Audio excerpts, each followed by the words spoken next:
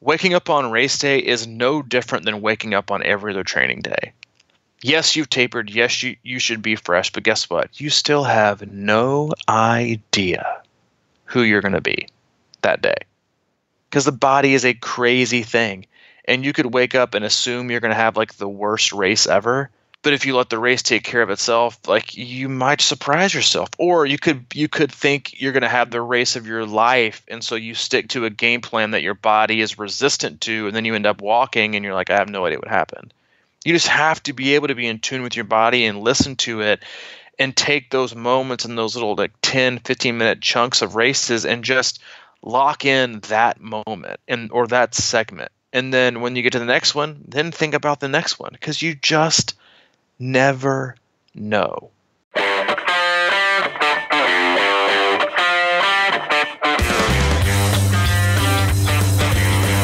Good Thursday morning to you, Coach. Man, it's like almost Thursday afternoon for me. I know. Were you sleeping in? No, as Hayden would say, I just went for a one. Yeah, just went for a run. Headed over and ran a little bit of the chat course this morning, and oh my God, it's hot already. Yeah, it's going to be a scorcher.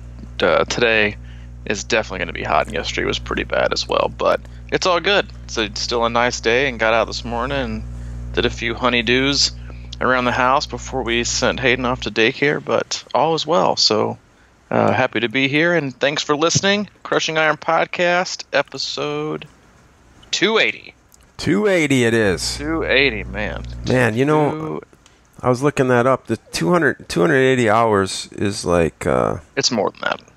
Well, it's more than that, but I just use that as the guide. So it's 11.6 straight days of continuous podcast recording. Dang. That is a lot. Because I would say... if we've done 280, we've had a little bit below, but we've usually had a little bit more, so we're probably around 300 hours. So yeah, that's a long time. That is close to, like you said, it's 11 days of 100% totally free content, and we love it. And we've stayed sponsor and commercial free this entire time, and I think both you and I are proud of that. If we ever have a sponsor or a person who wants to kind of partner up with us that really feels like we'd be a good fit, then I'm sure we'll explore it. But until then, we're going to stay true to our roots, our blue-collar ways, and do the best we can for you twice a week, getting closer and closer to what'll be 3 years. But yeah, 11 days of content is a lot, and it's been a great journey. It's been a fun journey. And we've met and connected with a lot of people down the road, and it seems that we've gotten quite a few new listeners here lately. And either it's us giving us reviews because we're pretty crappy about that. Let's be honest. But lately we've been asking for them. We don't ask for much, to be honest, but we have been asking for some iTunes reviews. You know, when you subscribe and leave a review on iTunes for us, it again doesn't help us out at all in terms of financial impact. It actually just helps other athletes like ourselves find the podcast, be attracted to it, give us a listen, and then if they like it, then great. If they don't, then maybe there's a better podcast out there for them. But it's all part of growing our community and preach, Maddie. And it is good. And we've had two. I'm going to read two of them, two more off this morning before we get going. While okay. Maddie's read them. Read them off. Let me go see what Maddie's up to, and I'll be listening. You log off, and I'll take care of it. Lori B., I love what Robbie said about challenge your beliefs about yourself. So often I find myself listening to the old me or the I can't version of me. Believe in yourself, stay consistent, and appreciate the micro gains. That's a great summary. We got a lot of good feedback from our last podcast about kind of challenging our own beliefs and our own reality. And then just the other day, Duff and Try left a great one. Love this podcast and these guys. Easy listening for my long drives for travel with work. Each podcast has a topic, but that's it. There's no scripted questions and no fake answers. It's the raw truth and what both of them believe, and it truly helps. I also like learning about new places to train and race all around Nashville. We'll definitely be tackling Natchez Trace and Pershing Winter on my next work trip there. I think people, yeah, that was a great one. Appreciate those, and leave us a review. We'd appreciate it. And while it may not come as much of a surprise, that is correct. We don't have we like rarely ever in the history of our podcast have had scripted questions. We have never had scripted answers, and we generally just kind of let things flow and enjoy the conversation. And hopefully by the end of it and by the end of the podcast, we're able to help someone out along their triathlon journey. Mm-hmm. That's if you think about it, I was talking to somebody else about it. It wasn't anything to do with triathlon. We were just talking about common interests and how as you kind of get, I don't know if it's getting older or what it is, but like when you grow up and you have your buddies in high school or friends in high school or college or whatever, you're talking to them all the time and you have these conversations that are deep and meaningful to you. Whether they're deep is another question, but like, you have similar interests, and then as life moves on, you kind of lose a lot of that core friendship base, and it's difficult sometimes to find like-minded conversation on a consistent basis. And I think that that's one of the things about this podcast that you and I have had these dialogues for years now, and we love to sit down and talk about triathlon. And it's sort of that. I think that especially in triathlon, when you get to be it can be an isolated sport, as we all know and talk about all the time, but it's that conversation about something that's really on your mind a lot that kind of doesn't get, watered and fueled. And I think that that's one of the things that, we try to do and just sort of like be that extra friend or whatever to listen to or talk to or communicate with. And then, of course, the extension is the Facebook group, and you can find that by searching Crushing Iron group in Facebook. It's our closed group, and you have good conversations with people, like-minded interests. I think that kind of get harder and harder to find sometimes.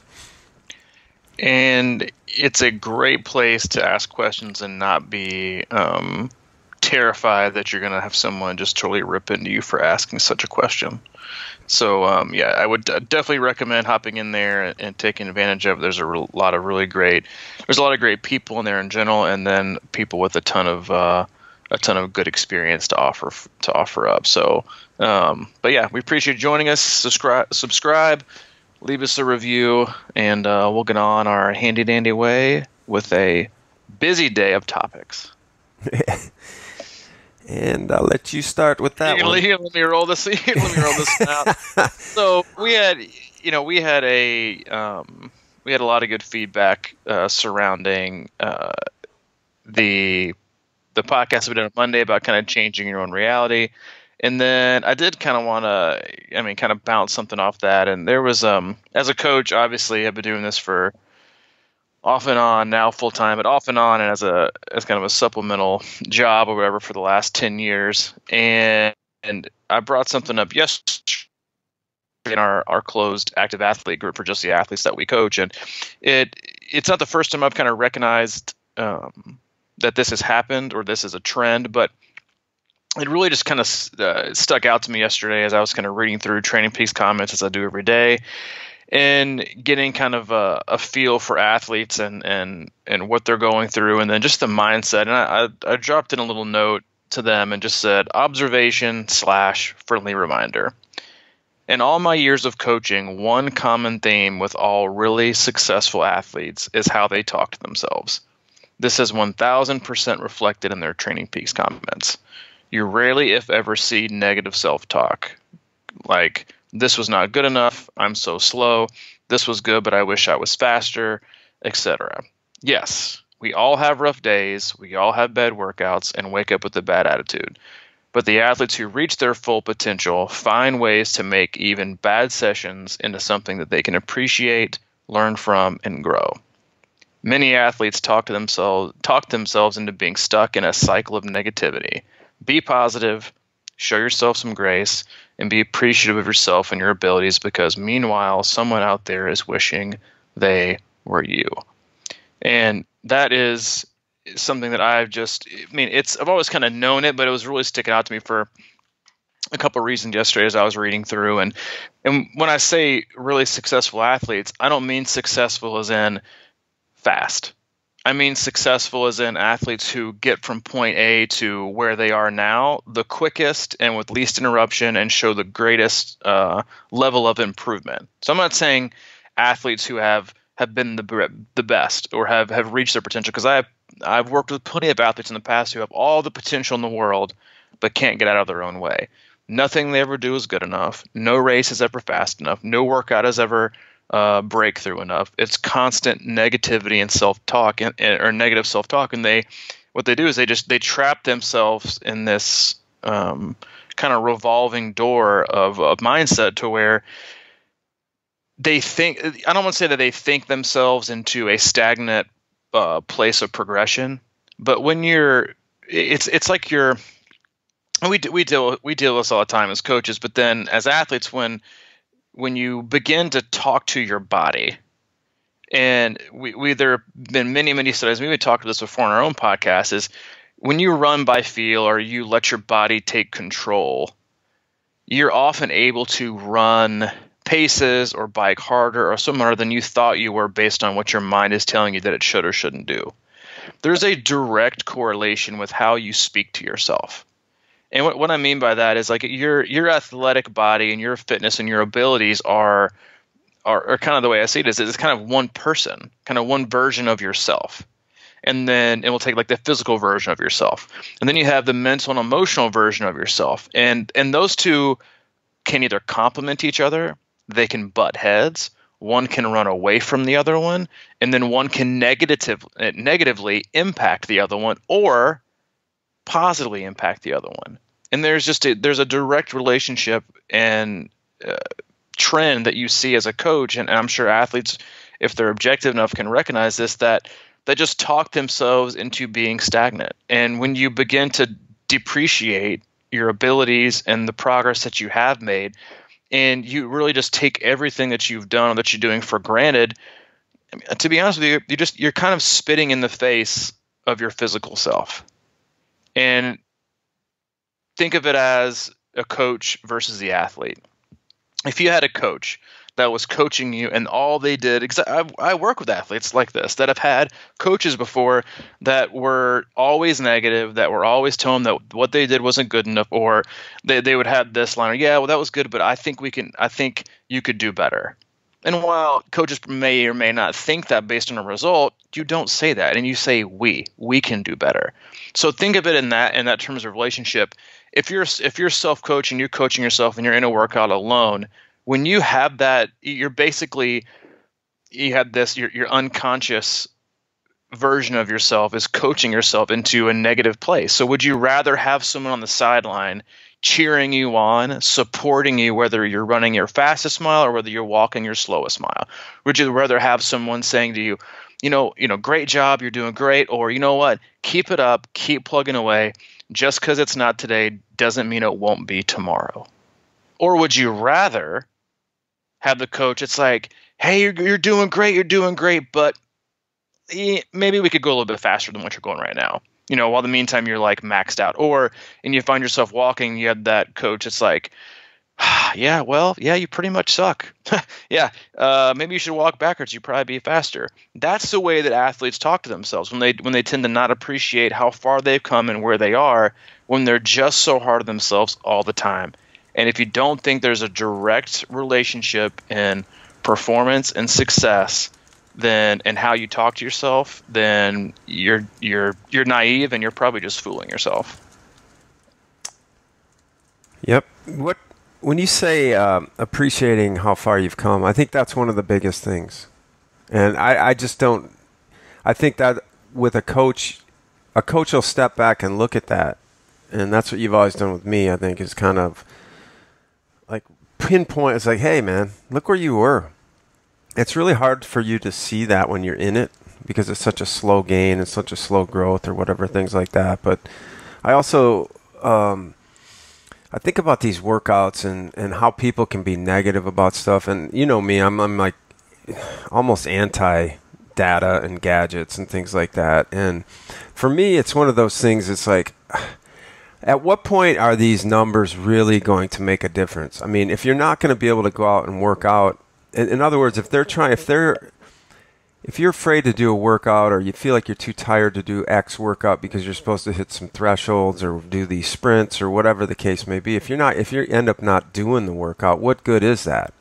You know, it's like sometimes I feel like there's a deterrent there because you're going to judge yourself before you do the workout because you don't think you can do it. And for me, it's all about if you see a bike out there and you can get out there and do a bike, that's a win. You know, and then if you can end up pulling that threshold thing together as you get going, then that's a good thing. But until you get to that point, until you can get to that consistency point, you're not. I just look at the overall wholeness of everything, and if you're not feeling good about what's going on, if you're like getting totally upset about reds on your training peaks and all these kinds of things, that's just such a bad negative place. And I was just in it because we just went through camp, and I was like, all right, I felt good coming through camp. I did a lot of working out, and then Monday I hit a workout, and Tuesday I was like, there's a double, I got to get this, and I went, and I was just tired, man. I was exhausted, and I took yesterday off, and I was like, I felt like I was ready to quit the sport on Tuesday, and then today I feel like I could race. It's one day. Yeah, I know, right? Like, what difference does one day make? It can be huge.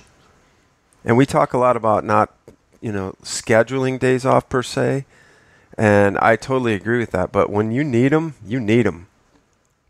And I think that the reason I even bring that up, because energy is so important to this, and your mindset is just dictated by energy so much. And if you have a negative energy flow, your self-talk is really going to go along with that, And it's just such a hard balance sometimes for all of us. And you're right, man. It's like if you start getting in your head and you just start disagreeing with yourself and not believing what's going on, you're going to really go down a bad pattern. And that stuff snowballs, man. And then you're going to stick to it. Mm-hmm. And again, like as our last podcast was kind of geared towards, and like the stories that we, and it's a theme of a lot of podcasts and the stories that we tell ourselves, it's like how much we listen. There's nothing wrong with picking up a crappy book or reading one page and then putting it down and never touching it again. But so many athletes wake up one day, pick up a page, read it, and get sucked in to this like total negative thought process and just like attach themselves to it like a leech. And then they find themselves 14 chapters in and wonder why they got there and wonder why they aren't motivated to train or why they aren't seeing any improvement and they don't love what they're doing anymore and they're kind of burnt out. Because like you said, like every day is different. And we talk about this frequently as well. It's like you don't ever get too high and don't ever get too low. Just like whatever happened to whatever happened to that? I know it's gone because everything is either the worst or everything is the greatest. There's really nothing like in between, but we latch ourselves onto one way or the other and we take off like a rocket into something that's probably not realistic. And I get it. Like we all have these like visions of grandeur. Things are going to be incredible. And then, hey, it's like, well, now I got to like worry about working towards that. And that's not really that appealing. So I'm just going to fall back to where I was. But like you said, you thought like, my season should probably be over yesterday, worst day ever. And then today you woke up totally different. It's like most people take that mentality and run with it. Oh, and they have that woe is me attitude. That's just it's just pathetic. I'm not trying to be harsh. I'm just saying it's pathetic. Because you trap yourself into it and you just become it. So you may have had a rough like 30 minutes, and we all know people like this. Like they spill their cup of coffee in the morning and then it ruins their whole day. Guess what? That's on you. That's not on the cup of coffee. Like you can change your attitude and you can change your mood. Those are options. But we love to attach ourselves because what it does is it wraps ourselves up in a litany of excuse options. And most people, to be honest, would rather have that. Oh, well, I've kind of got this going on, or, I just kind of really feeling it right now. Instead of like, I don't know, let's just be constructive and proactive, and let's just really try to figure out what the actual root cause of this negativity is, or this thought process, or the way that we see ourselves. And then why do we keep talking and thinking ourselves into this horrible circle of stagnant, never going to make it, never going to do well, never going to reach your potential? But some people, like, and listen, we all know somebody like this, that everything is always the worst thing in their entire life. Every day. Mm-hmm. Every day is like full of like total complaints 24/7. They're you afraid to ask them how it's going. Exactly. Like, dude, I don't want to know. Like, I'm not going to ask because you're going to tell me like your life is like the worst thing ever, and then you're going to tell me that story and be like, dude, I wish I had that life. That's when I just come at them with, hey, it's good to see you. Yeah, exactly. Because then you got to resist that question. How's it going? So I want to kind of read this text thread that I had about 4 weeks ago with an athlete, and I'll kind of read it through real quick, but this is kind of to sum up what I mean by challenging ourselves to just like, in recovery, like my sponsor always used to call it, like you get in that phase of just stinking thinking. Like everything you think is the worst, and you think yourself that way. And then I said, I kind of lofted this into after a race, and this athlete has always been very up and down, and never kind of, I've always seen a lot of potential, but just never seen this athlete really gravitate towards it, and frankly just kind of give in. And I finally said, let me ask you this. Out of 100 times, how many times would you say you give up on yourself versus you don't? And this athlete said, this is the first time I've willingly given up on myself in a race and just stopped. I'm usually too stubborn to stop, but I would say about a third of the time I give up while running, and I'll keep going, but I won't try as hard as I could. And so I said, what about before you even try? Because when I read through your Training Peaks week to week and day by day, I sense that you give in. Not that you give up, but you give up on yourself a lot. And it kind of answered, like, that's a risky thing to say as a coach. Like, this is an athlete, this is a friend. But at some point, like, as a coach, like, you have to try to figure these things out, that are these hard conversations, if you want to like challenge. Because I don't want my athletes to always do what I tell them to do. I want, and like as a dictatorship, I want it to be a partnership. And in partnerships, you have to have an open dialogue and relationship, to where, yes, I might challenge them, and I might come across as an ass sometimes, but I always have their best interest in heart, always. And I would venture to say, if there's a lot of things I could be certain of, all the athletes I work with are 100% know and convinced that I always have their best interest in heart, whether it's I come across as an ass or I come across as a super nice, kind, loving person. And so after I said that, this athlete said, I don't know how to answer that, but you're probably right. I doubt myself a lot, and then I get in a mood about it. And I said, yep, and then your mood directs your actions. And this athlete said, yes, you're totally correct. And then I responded with kind of the ender, and I said, and that's without question your biggest limiter. And this athlete said, I 100% agree with you, but how do I work on this besides the obvious, which is pushing myself a little bit more each time? Because that puts pressure on the athlete. And I kind of did something I haven't done before, and I said, why don't we keep a chart on mental wins and mental losses? In terms of, you're in a workout and it gets hard, and instead of just caving in and giving in and choosing the easy way out, which is the easy way out, isn't, because it's not easy on us. It's actually harder on us, because we just continue to feed into that version of us that gives up at the smallest sign of discomfort, or I can't, and just reinforces that story and just affirms our beliefs. And so each time we're outside of the data-driven pace result, keep a score sheet. Today was a win. And since we've had that conversation, 1, 2, 3, 4, it is without question, I think she's missed like 4 workouts. versus like 40 in like a month, and has been a totally different athlete. And that's not on me. That's on this athlete, in terms of finally having, like, you know what, like, you're right. And I don't have to be this way. I can challenge myself too, because like you said, like, you're not data driven. And I think that's so great, because what it does, it takes away so many of the opportunities of excuse, to where, like, you don't have to like lean on those for a positive affirmation or positive result that's going to tell you that your day was great. You get to make that call yourself. Just you, just your effort, and just your conscience. That's it. Nothing else gets a say.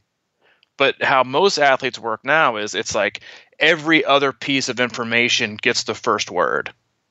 And then you, yourself, and your effort is like the guy like way, way back in the room that like reluctantly holds up their hand that's like, hey, psst, hey, over here.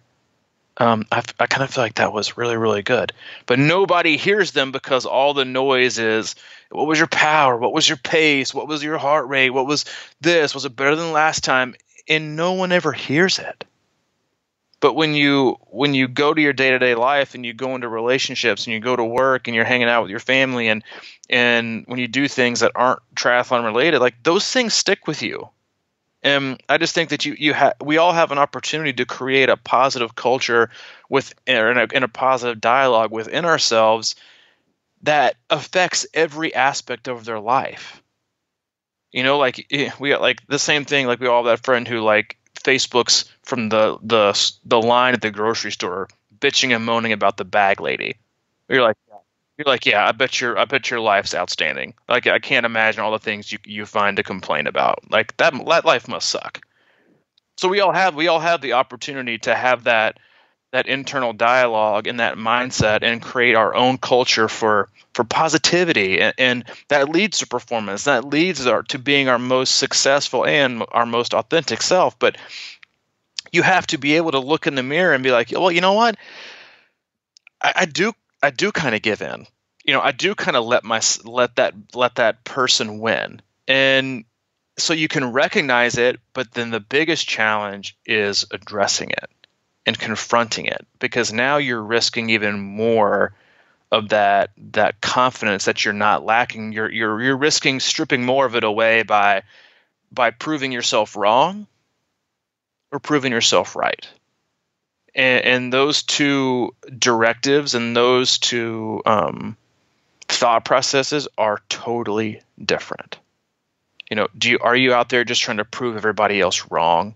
Because then, like, are you doing anything for yourself? Or are you out there to prove yourself right?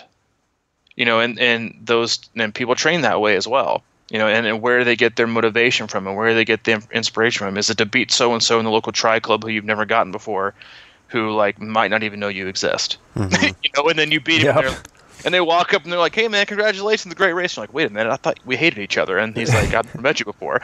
So like, hello, like, that doesn't do anything for you. It's like, it's just like, it's resentment and hate. Like, it's what do they say? Like, it's drinking poison and expecting someone else to die from it. Yep, it's a heavy bag to carry, man. It's a heavy bag to carry, but yet so many people carry that about themselves, and that's such a great way to put it, Mike. Because like, that's the negative self-talk and the self-resentment and the I'm not good enough. When you go out and train, when you go out and run, when you go out and ride, when you hop in the pool to swim, you're carrying that bag. And if you can't ever figure out why you can't move any faster, try unloading that bag. That bag of negativity of I can't or I'll never, and look at yourself in a different mirror. And then see what happens. And it really is. It's one of the most rewarding parts of coaching when you see athletes finally able to do that and reach that next level of, because it's like unlocking a code and turning the key and turning the page to a totally different opportunity. Mm-hmm. And that's how athletes get to where they really want to go. But the opportunities it allows them in other aspects of their life almost ultimately outweighs the athletic contributions. Mm-hmm. Yeah, I mean, the burden of that is like, and again, back to the numbers, it's like, when I was working out with a little bit with the power meter earlier, I found myself doing this. Like, I wouldn't look at it or whatever, and then I get done with the workout, and I'd kind of have my eyes closed, and I'd slowly peel them open and go, oh, yeah, I did good. It's like, but there's this weird thing. It's like, why, before it, I would, have these workouts, and I would know that I did good. I used to text you all the time, like after the pool, not all the time, once in a while. I just crushed a swim, and you'd be like, oh, yeah? Kind of like, like, what does that even mean?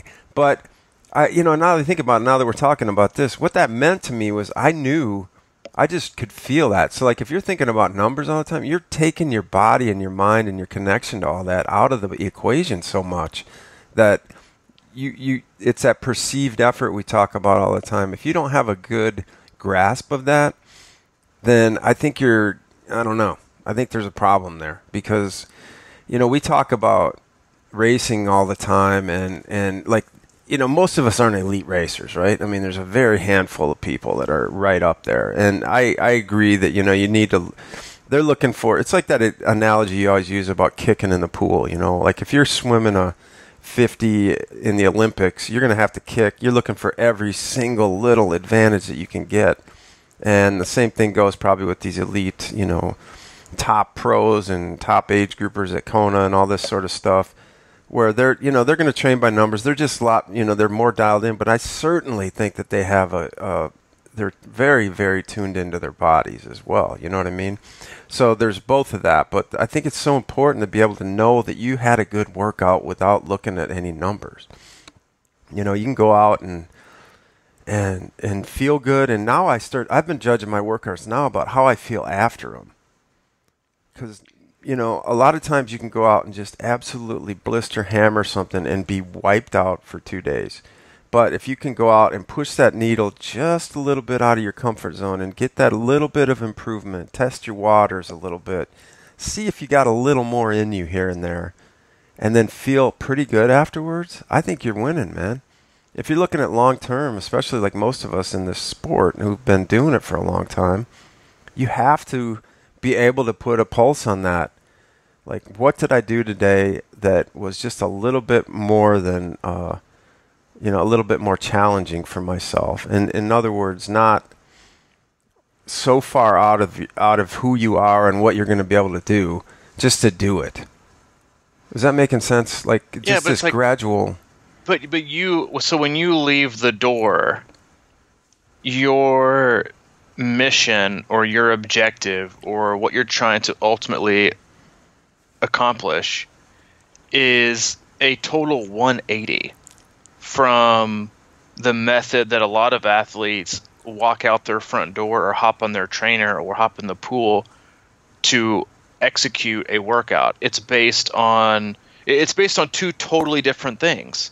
You've got effort and experience versus strict itinerary driven outline of a session. And don't get me wrong, there is loads of ways and there is a ton of good to be gotten out of structured sessions. But when your structured sessions are, and this is why I have a lot of athletes that totally despise and hate this because I don't do it, and that's okay, that's why I never give like exact paces or exact power numbers. Yes. I give ranges. I give ranges because I don't know. I just don't know. And if a coach says, I know you could hit 220 watts for all these intervals, then they're sorry, but they're full of crap. Next Thursday. They have no idea how you're going to feel or what happened the night before or how much sleep you got. So if I tell you that and now you do it, now every single workout becomes pass or fail. Everything is pass or fail. It's I did it great and I hit it, or I didn't and I suck. It's pass or fail. Instead of completion and effort towards trying to execute it are the first and second thing you should always look at. Not #beat yesterday. Because let's be honest, you're never going to always beat yesterday. If you do, your training's crap. But you're never supposed to always beat yesterday. But if you're out there and the first two things you look at are completion and effort towards the prescribed workout, even if it's got intervals in it, those are the first two things you look at. And then you gather information from that, and then you say, okay, today was actually still really, really good, because let's take a step back and let's look at the broader picture of the last 3 or 4 weeks. Like, this is great, actually. This is a really, really good workout versus this is past you. I told you to do 220 and you couldn't. So the first thing, and a lot of that's also knowing the athlete, knowing how hard they are on themselves. And a lot of athletes are. They're just way too hard on themselves. So you can't drop these opportunities in for failure. You must always have your athlete's best interest in heart and set them up for success. That's just not setting themselves up for success physically, but setting themselves up for success emotionally and mentally, because that is a huge driver of what they're able to do physically day after day after day after day. So when you look at a session and it's 45 minutes and it's, at zone 2 run, even something as simple as that, your first two objectives should always 100% be duration, check. I'll run for 45 minutes. Effort, zone 2. Whatever today brings me, zone 2. And if you do those two things as simple as that, then the workout is a gigantic win.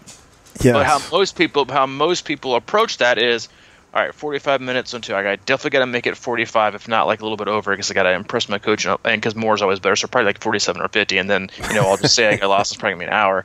And then zone 2. All right, so my zone 2 pace is 8:37. So I got to hit 8:37 regardless of the heat, regardless of the terrain, regardless of my elixir, regardless of how much cup of coffee I had, regardless of how much sleep I got. 8:37. That's my zone pace. I got it. And so what happens is now the effort level in the zone has become useless. Now you become attached, so you'll either be in zone 1 or zone 2 or zone 3 or maybe in zone 4, depending on the terrain, the heat, and how you feel.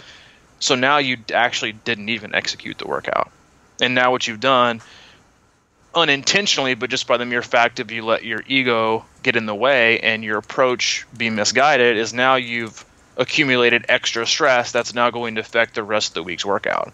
But you're not going to take a step back. And you rarely ever see athletes who are like, you know what, I probably went too hard yesterday on that easy run, so I'm going to dial things back today. You're right. You always have the guys like, well, I was supposed to run for 35 and I only ran for 30, so today's 60-minute run, I'm probably going to extend that to like an hour and a half, to like make up for yesterday. I'm like, that's not how it works. Like, we talked about the Jenga block of training, like maybe 10 or 15 podcasts ago, and like, it's all a delicate balance. And because you miss one thing, it doesn't mean you get to add it to the next. And now you're just like, you're creating a cascade of events that you can't reverse until you ultimately have to take time and time off. But so the athlete that goes out and overruns because they're obsessed with something that their watch is going to tell them, they're going to be shelled. And the next day, guess what? The workout that is supposed to be difficult, they're not going to be able to hit no matter what, because they created too much stress and too much fatigue the day before when they shouldn't have. So now they're going to fail. And really what they did is they failed on both. And so they digging themselves into a hole until they hit rock bottom, and they're like, you know what, I got to take some time off because I'm burnt out or I'm injured. Yeah. So that's how most athletes approach it in terms of, their version of success and failure versus going out the door and just saying, I've got 30 minutes, 40 minutes, an hour easy. So I can totally do that, because time I can do, that's an easy one. And then effort, that's it. Simple as that. And I can go out and do it. And all I have to worry about, which I know it sounds like it's easy, but it's totally not, because athletes fail at it all the time. The only thing I have to now be in charge of is governing my effort. Usually that's withholding it. Like, I want to go faster because I want to be fast, and I got to see this, and I have a little bit of Strava. People are going to think that I'm like getting slower. That's not. And so you have to just be in charge of those two things.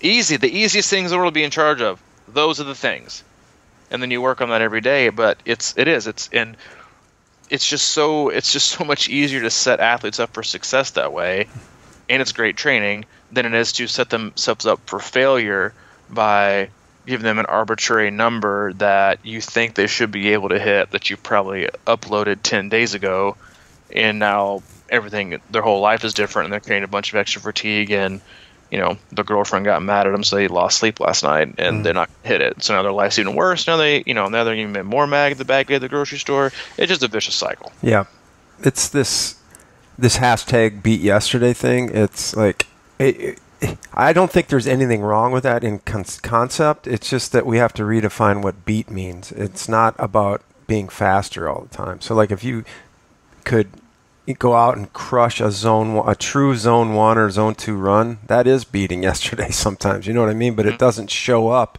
with the flash. There's a thing that reminded me of is when we think about Ironman racing, and you said something a long time ago and many times in the podcast, but I just always come back to it. And if we can kind of keep our minds wrapped around what this is, what it means for, how it affects training or relates to training. It's not, you always talk about how in Ironman racing, especially in the marathon, it's not about who's the fastest, but it's about who slows down the least. Mm-hmm. And when you can kind of think of it in that terms, because this whole, like, I want to get fast thing is so weird to me. Like I don't think I'm getting faster, like speed-wise per se, as I get older, but I think I'm getting faster endurance-wise, longer. Like I can hold things longer, I can recover better, and that's a weird dynamic, because if you think about an Ironman, it's like 12 to 17 hours for most people. Mm-hmm. And to even, we grow up with this concept of in the playground that, Tommy Conquest was the fastest guy in the playground. And we just think about fast as in fast. And that's just our natural tendency. And we always want to be fast. All this speed work and all this stuff. But the reality is like, if you're out doing a workout and it says fast or fast interval or whatever, to me, I always just like tell people, just like, that means faster. You know what I mean? It doesn't mean like your grade school, high school speed anymore, usually. Mm-hmm. It just means increase your effort a little bit and get your body used to running a little bit faster. It doesn't mean go balls out and thrash yourself every single interval. And that's another thing I talk about. Like if you have, there's a workout that you recently prescribed to me. It's sort of a warm-up, and then there's a 10-minute intervals with, is it 20 seconds on and 40 off or something like that. Yep. You repeat 10 times. And then there's 2 sets of that. So with a short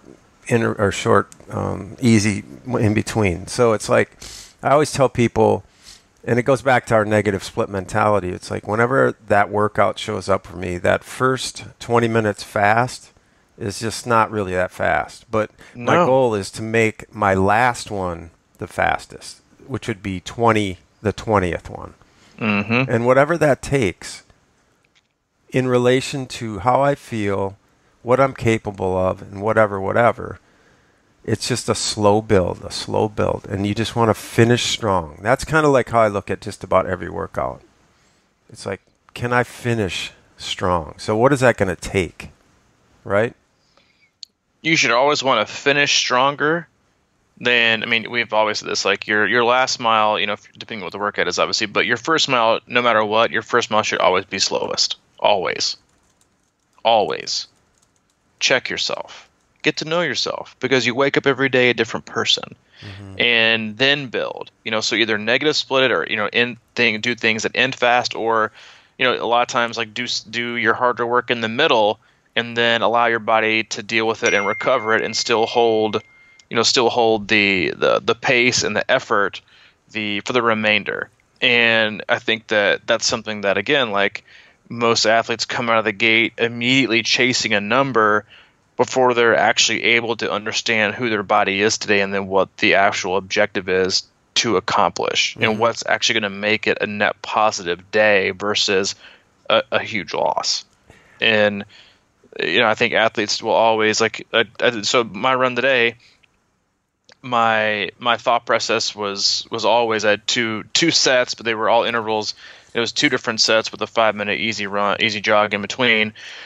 And my goal for each individual set was to first for the 4 intervals within the set, for each one to get progressively faster within that set. I didn't care what it looked like, but at my first one I did blind, and then I was like, all right, I checked myself. This is who I am right now. So I know that if I jump down way too fast in the second interval, then guess what? Then my third and fourth are going to suck. So I'm going to be running slower on tired legs, which is normal. But if I can pace these accordingly, then I'm going to increase the opportunity for adaptation and physiological change by running faster and pushing my anaerobic capacity on tired legs. That's when you get the win versus digging yourself a hole to where you in the workout totally smoked. And that's just there. It takes a lot of patience and it takes a lot of restraint. And the athletes are the only, like for the majority of the athletes who are able to do that from kind of the get-go are the ones who are really in tune with themselves and have like that positive outlook of execution is what's the most important for today. Not ego, not perception, not optics, nothing. It's how am I going to do today? And that will fuel how I feel about myself. Not how I feel about myself is going to fuel my workout. So most people have those flipped. How you feel fuels your workout versus letting your workout fuel, how fueling your workout and then feeling yourself is 2 different ways to look at it, but end up giving totally different results, especially when it comes to, how you left the workout. Because even if you don't look at your Garmin or you look at your GPS unit or your watch when you come out of the pool, it's like you should already know intrinsically, was this a good day or just a bad day? And not really, I hate using the word bad day. It was just a tough day. Today was tough. And you should know that already before you even look at it. Like, who cares? Like, I swam yesterday with no watch and probably gives people like a panic attack. But I've tried to go back to like my roots of like, because I mean, what do I really need it for? Like Garmin always like either cuts you 200 short or adds 200 to your 200 to your watch image, so it can't be that accurate. And so I swam for about 55 minutes. I did 3,200. It's the best I've felt in a while. But I knew kind of what I was holding for hundreds, but I didn't have any like data. I just hit completed as planned when I got done. But I just left feeling totally energized. I mean, I was texting you. I was kind of feeling myself yesterday. Oh, yeah. I was feeling myself yesterday. But I got out feeling great. But I felt great without even knowing I have no idea what my average pace was for the whole swim. I have no idea how it would look. I just knew that it felt good. And that propelled me to feeling even better about myself and where I was and being proud of what I did versus needing to immediately upload it to Garmin and then looking at it and reading it and telling me, okay, yes, I did a good today. I did good today. This is great. I knew that already. I didn't need something else. I knew that already because I tried hard and I worked hard and it felt good. And if you can take those 3 things away from every workout, no matter the result, then today was a good day.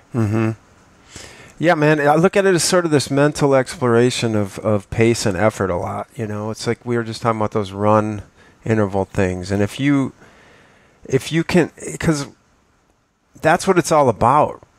It's like instead of looking at intervals as like I have to go as hard as I can and just beat myself up, that's one thing. But how do you use those as preparation to race and be stronger in a race and be able to mentally control what you're doing in a race? Because how many people can do that? I think that's the one thing about racing that's really interesting to me is that, people can train like mad and go like you can see like tremendous like training blocks and all this kind of stuff, but then they get to the race and it's sort of like the execution falls apart or whatever, because that's the one thing too, right? About you taper into a race and you come out and you feel way better than you have probably in the last 3 months. And if you don't understand how to control your effort when you feel good too, you could get yourself in a deep hole real quick. Deep hole. That's a huge part of this, man. If you come out on that, it's the bike too. You get out of that water and your legs haven't done anything for the relatively nothing for the last 2 weeks, and you just feel like exploding. If you can't understand how to hit that first interval slow and then build as you're going through the bike. I'm using that as a metaphor, but it's like that is to me where races are won and lost, and especially and that happens on the run too when you come out. Mm-hmm. It's like, do you understand what's going on? That I love that how you described the marathon run that time. It's like get through the first half at an effort of whatever 60% or 70%, but you have to leave yourself room to give 100%, or you're going to start going backwards. Mm-hmm. Because we all have a ceiling. Because that's what I train for. Like any of these interval workouts, I think about that kind of stuff. Not that I'm an expert or anything like that, but I just think there's so much value in it. If you can consistently train, you can be an expert of executing and knowing your body. Mm-hmm. Like those are the two things that most people utterly fail at. They try to race with a fitness they don't have and a body that's not theirs, and they wonder why they can't succeed in a race, and then why their races always end up poor and why they bonk. You're not bonking. You went out to try to race in someone else's body with fitness you didn't have and executed a terrible game plan. That's not bonking. That's just really terrible execution. So understanding your body and then executing it, like most top tier level athletes, all the way down to the bottom, like the best piece of advice I could ever give anybody to achieve your best result on any given day is this: the person who makes the least amount of mistakes wins. Just try not to be an idiot on race day. Try not to make stupid choices on race day. And if you can do those things and you can make no dumb choices, then I guarantee you're going to set yourself up for a great race. But that's so hard because people get so caught up and lost in everything. Again, things are great, things are terrible, nothing is in between. But it should be the simplest, but it's not. It's the hardest. It's the hardest thing for athletes to execute and know their body. And the reason it's so difficult is because they go through training totally neglecting those two aspects.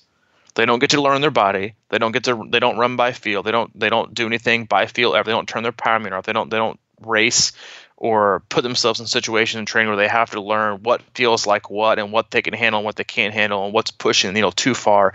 Let's end up in a walk, or what's going to be holding back just a little bit so they can keep running and be full and fluid and solid to the end. And then execution is the other part, because you practice it if you can execute it on the smallest end, you can execute it on the biggest end. So you executing a 45-minute run and restraining yourself and executing it properly is reinforcing your ability to execute on the biggest of stages. That's exactly what I was talking about. And people just neglect it. And they act like, I just couldn't put it together today. Yeah, you want to know why? Because you couldn't put it together in the simplest form of a 45-minute zone 2 run. You couldn't just help yourself. So if you can't just not help yourself in training, guess what's going to happen on race day? You can't help yourself then either to go too hard or come out of the gates too fast or ruin your nutrition.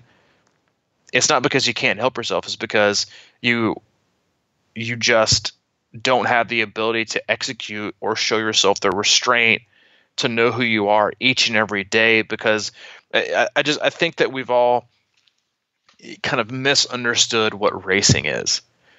Waking up on race day is no different than waking up on every other training day. Yes, you've tapered. Yes, you should be fresh. But guess what? You still have no idea who you're going to be that day. Because the body is a crazy thing. And you could wake up and assume you're going to have like the worst race ever. And if you just, obviously if you marry yourself to that, you probably are. But if you let the race take care of itself, like, you might surprise yourself. Or you could think you're going to have the race of your life, and so you stick to a game plan that your body is resistant to, and then you end up walking and you're like, I have no idea what happened.